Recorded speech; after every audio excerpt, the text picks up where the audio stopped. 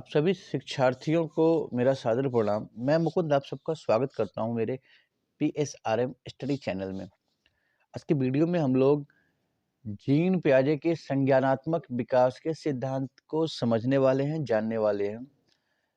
आज की वीडियो को स्टार्ट करने से पहले हम लोग संज्ञानात्मक विकास इस टर्म को समझते हैं। देखिए, संज्ञानात्मक का अर्थ साधारण शब्द में हम लोग जानने या समझने से लेते हैं।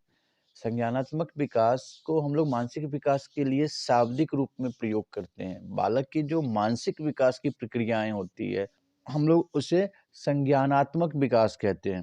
संज्ञानात्मक विकास या कॉग्निटिव डेवलपमेंट एक बौद्धिक प्रक्रिया है। इसमें हम लोग इस प्रक्रिया में बालक विचारों के द्वारा ज्ञान प्राप्त करता है। तो संज्ञानात्मक विकास एक समुच्चय है, एक समग्र रूप है जिसके अंतर्गत बहुत सारे प्रत्यय सम्मिलित होते हैं। जैसे बालक की बुद्धि, सूचना का प्रत्यक्षीकरण या परसेप्शन, बालक की पहचान करने की क्षमता, उसकी स्मरण शक्ति, उसकी व्याख्या की क्षमता, उसका भाषा कौशल, बालक की चिंतन क्षमता और तर्क शक्ति। तो संज्ञानात्मक विकास को एक फॉर्मूला या सूत्र के रूप में हम लोग बुद्धि, सूचना का प्रत्यक्षीकरण, पहचान, स्मरण, व्याख्या, भाषा, चिंतन और तर्क के योग के रूप में हम लोग दिखा सकते हैं। निष्कर्ष के रूप में हम ये कह सकते हैं कि संज्ञान में मानव की विभिन्न मानसिक गतिविधियों का समन्वय होता है। जीन पियाजे महोदय ने संज्ञानात्मक विकास के सिद्धांत दिए हैं। उनके सिद्धांत को समझने से पहले हम लोग थोड़ा सा उनके जीवन का संक्षिप्त परिचय प्राप्त कर लेते हैं। जीन पियाजे महोदय का जन्म 9 अगस्त 1896 को स्विट्जरलैंड में हुआ है। ठीक है, इनकी मृत्यु 16 सितंबर 1980 को हुई। और इनके शिक्षा की बात करते हैं तो इन्होंने जंतु विज्ञान में जूलॉजी में पीएचडी किया था। जीन पियाजे जाने जाते हैं अपने संज्ञानात्मक विकास के सिद्धांत के लिए। इनके कार्य की अगर हम लोग बात करते हैं तो प्रमुख रूप से हम देखते हैं कि अल्फ्रेड विने ने जो बुद्धि मापन के हेतु परीक्षण किए थे, तो इन्होंने उस पर भी कार्य किया। और इनके 3 बच्चे थे, जैकलिन, लुसियन और लॉरेंट। तीनों बच्चों की मानसिक क्रियाओं का इन्होंने बहुत ही बारीकी से अध्ययन किया। तीनों बच्चों के मानसिक क्रियाएं और उनके बड़े होने के साथ साथ उनमें हो रहे परिवर्तन को इन्होंने बहुत बारीक अध्ययन किया और उसी के आधार पर इन्होंने संज्ञानात्मक विकास का सिद्धांत प्रतिपादित किया। तो संज्ञानात्मक विकास को हम लोग जीन पियाजे के अनुसार मुख्यतः 4 अवस्था में देखते हैं। पियाजे का जो संज्ञानात्मक सिद्धांत है, यह मुख्यतः 4 अवस्था को दर्शाता है। आप ये 4 अवस्था का नाम देख सकते हैं। अब ये 4 अवस्था है, संवेदी गामक या सेंसरी मोटर स्टेज। ये जन्म से 2 साल तक की अवस्था होती है, जिसको हम लोग बोलते हैं संवेदी गामक या सेंसरी मीटर। उसके बाद दूसरी अवस्था पियाजे ने बताया है पूर्व संक्रियात्मक और प्री ऑपरेशनल स्टेज। पूर्व संक्रियात्मक अवस्था 2 से 7 साल की अवस्था है। और उसके बाद इन्होंने तीसरी अवस्था बताई है मूर्त संक्रियात्मक अवस्था, जो 7 साल से 12 साल की अवस्था है। इसको हम लोग कॉन्क्रीट ऑपरेशनल स्टेज कहते हैं।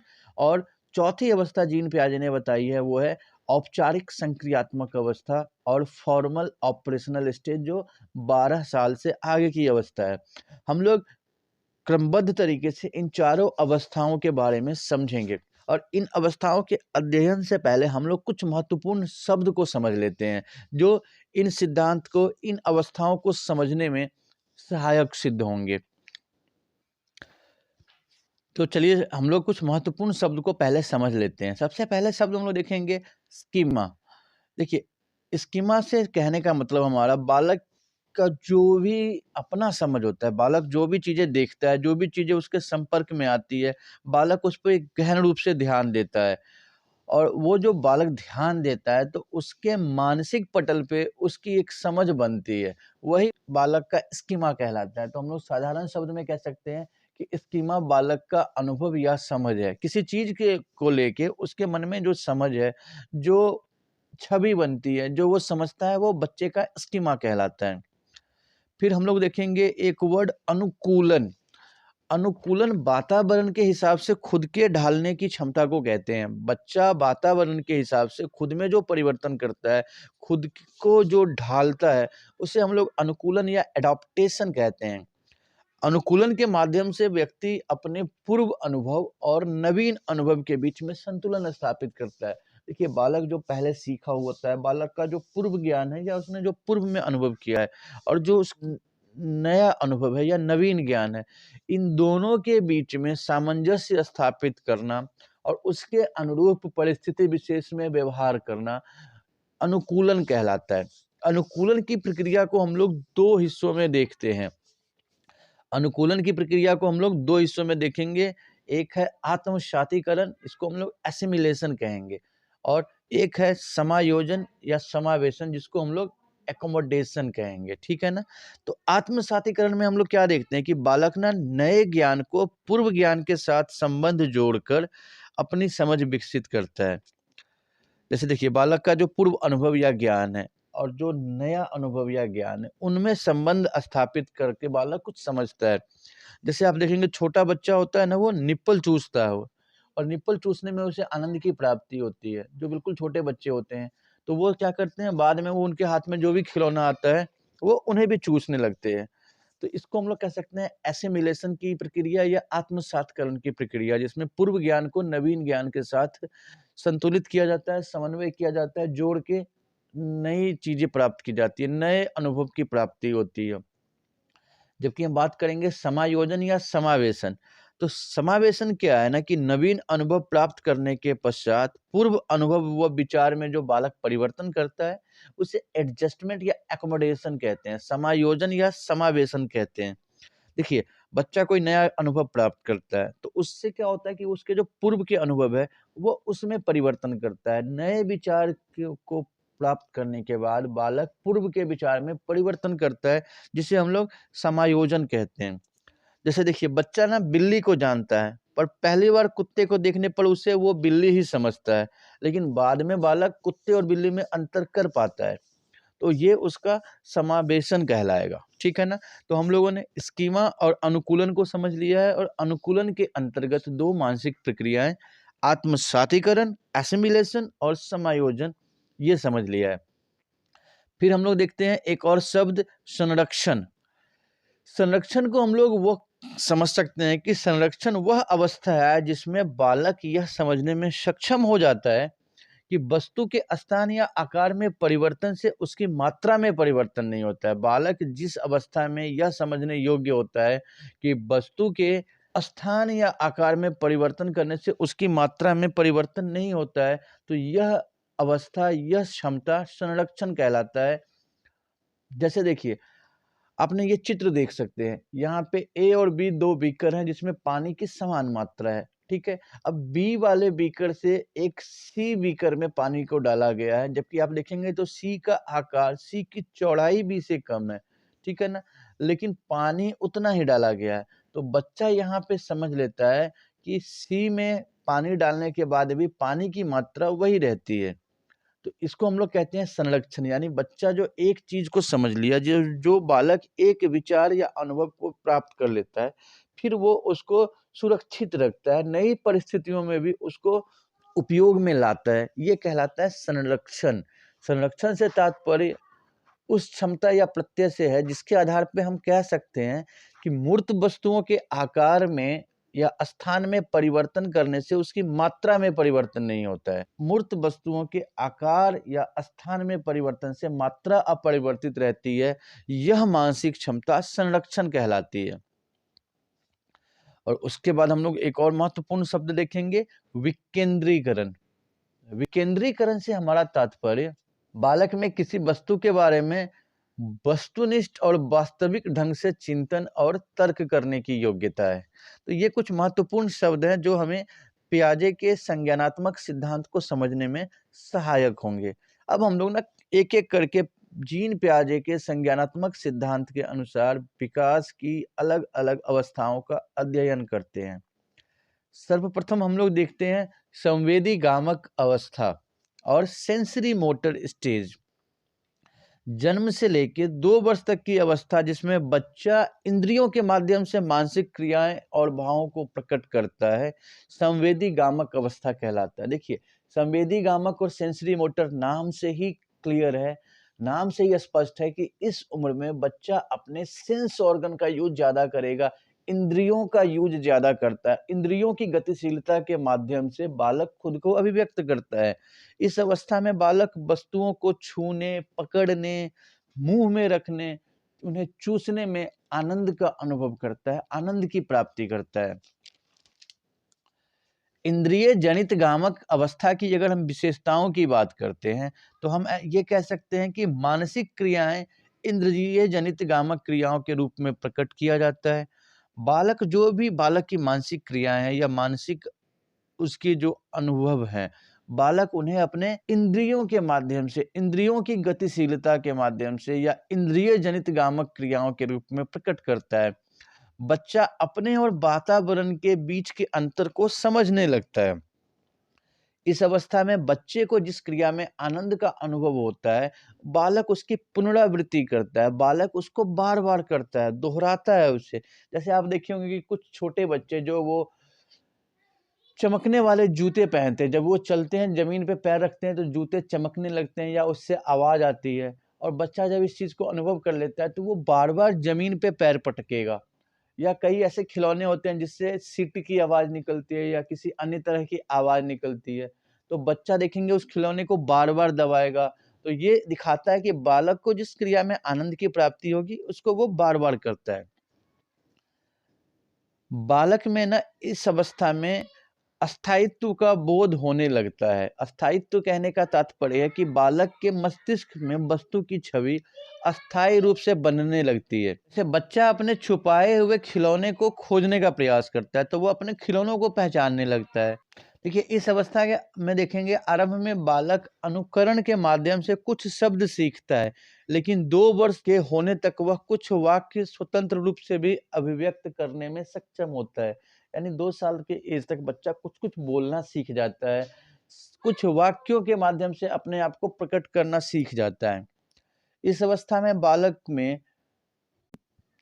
बालक छूना, चखना, देखना, चूसना, इन सब क्रियाओं में समन्वय स्थापित करने का प्रयास करता है। तो इंद्रिय जनित गामक अवस्था और सेंसरी मोटर स्टेज में जो जन्म से 2 साल तक की अवस्था होती है, इस अवस्था में बालक की मानसिक क्रियाओं को हम लोग समझ चुके हैं। अब हम लोग बात करेंगे बालक की पूर्व संक्रियात्मक अवस्था और प्री ऑपरेशनल स्टेज की।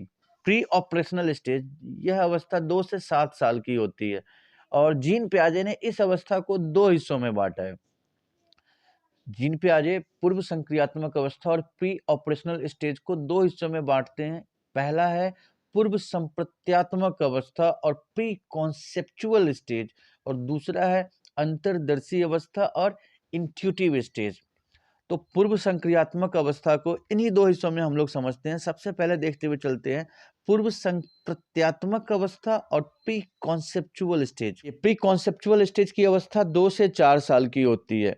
इस अवस्था में बालक में भाषा में तीव्र वृद्धि होती है और वह नए शब्दों को सीखता है। बालक अपनी मातृभाषा को बिना किसी औपचारिक निर्देश के सीखता है।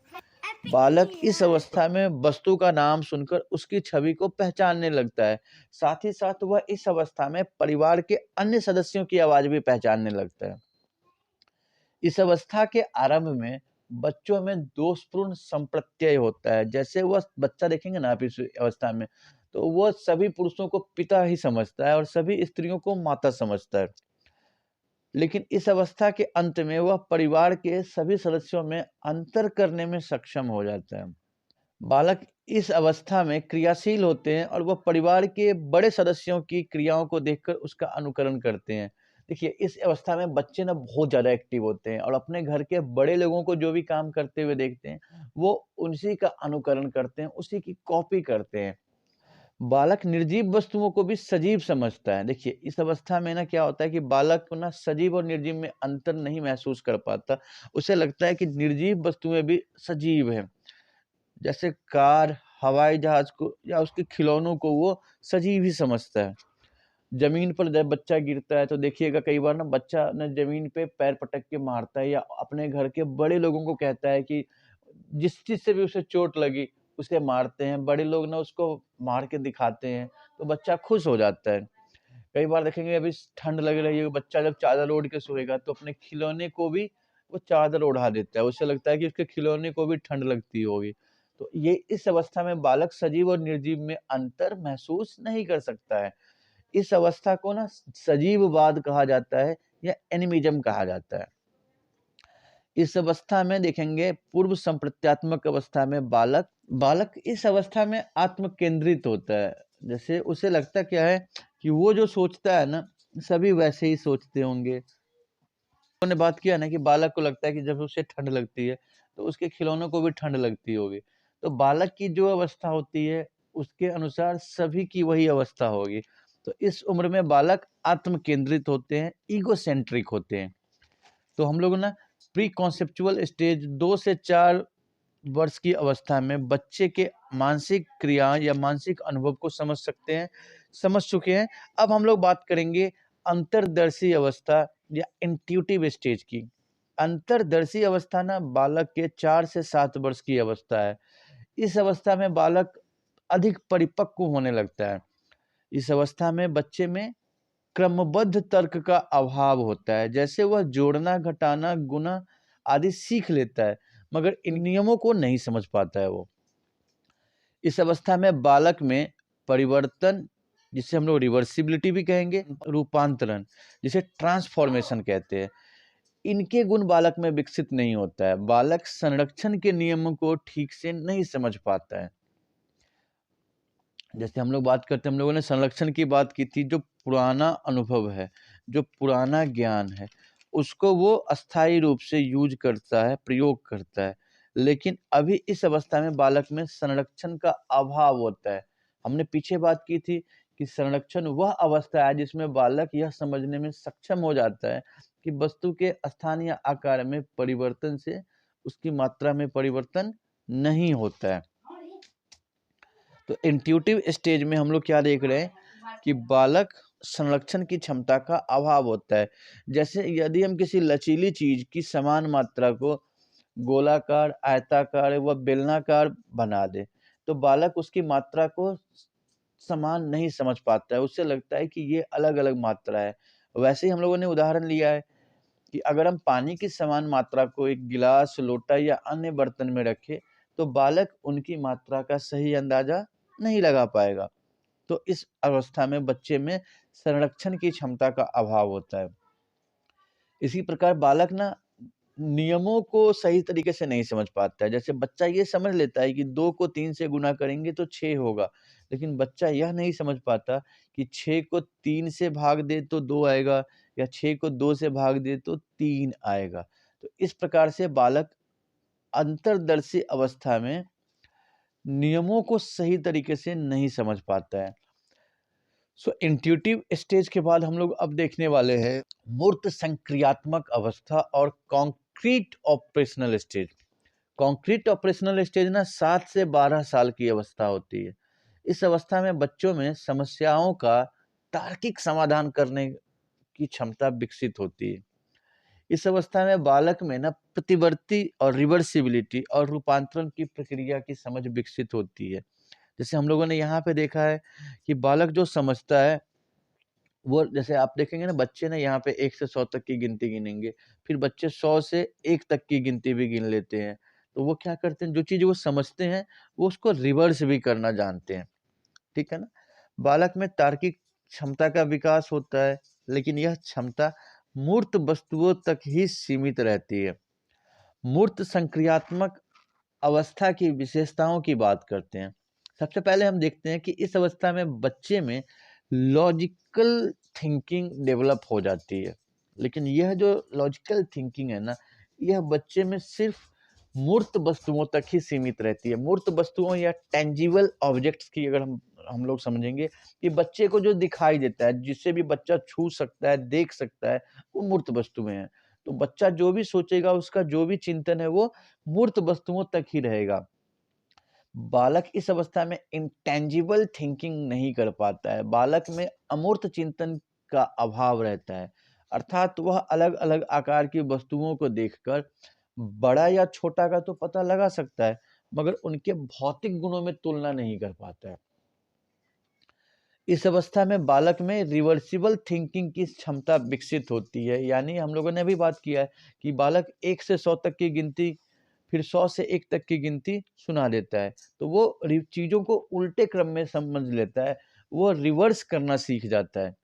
इसी प्रकार बच्चा इस अवस्था में यह भी समझता है कि घर से जितनी दूरी पे उसका स्कूल है, स्कूल से उतनी ही दूर पे उसका घर है। तो वो चीज़ों को उल्टे क्रम में भी समझने लगता है। इस अवस्था में कई बार बालक के तार्किक चिंतन में विरोधाभास भी देखने को मिलता है। बालक के चिंतन में विरोधाभास को पियाजे ने समन्वयवादी का क्षमता का नाम दिया है। बालक के जो विभिन्न विचार होते हैं, वो पारस्परिक रूप से एक दूसरे के विरोध में भी होते हैं, विरोधाभास लिए होते हैं।